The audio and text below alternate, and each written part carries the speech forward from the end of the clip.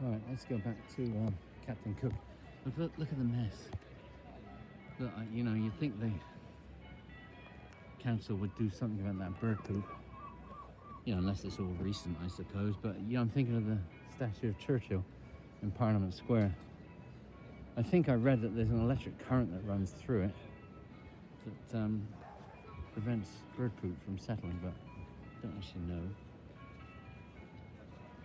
But maybe not. Anyway, so yeah, that's Captain Cook. Of course, he used to live there.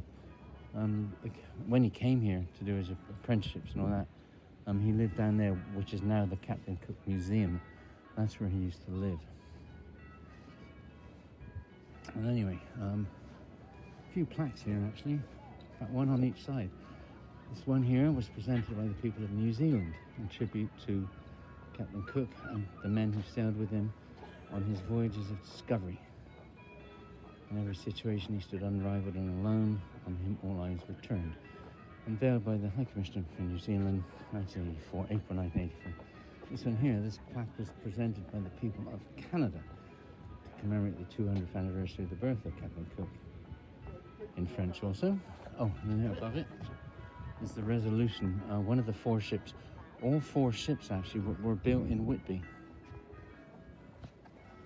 This plaque here was presented by the people of Australia to commemorate the bicentenary of the discovery of the east coast of Australia by Captain James Cook. From this discovery emerged a nation. No. Again, this one is to commemorate the men who built the Whitby ships, the Endeavour, the Resolution, the Adventure, and the Discovery. Of course, behind is the Resolution. I'm wondering why on each side there isn't one of the four ships, but there we go.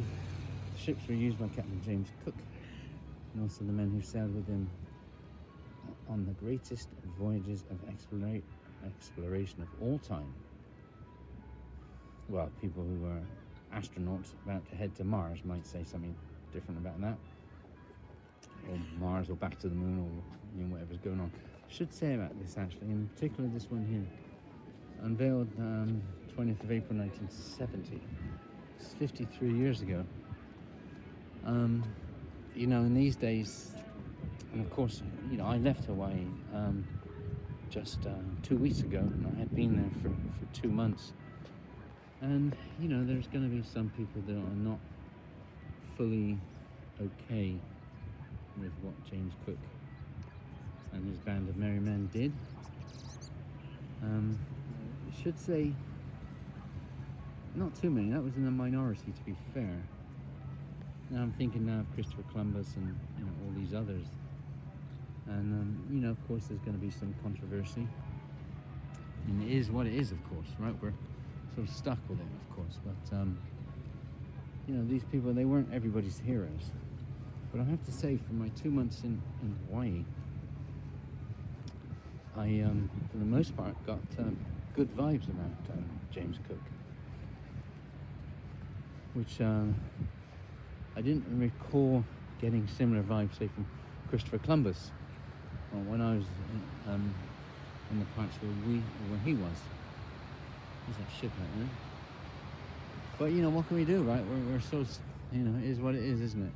And of course, just behind, by the way, just behind the statue there, can't really see it from this angle, but let's walk over.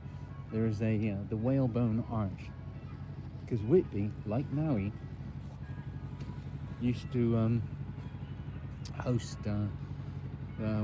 whaling ships, and the ships used to come in here with whales, and if they hadn't already been killed, kill them. And I think mostly it was for the oil and other products as well, mind you, but I think mostly for the oil.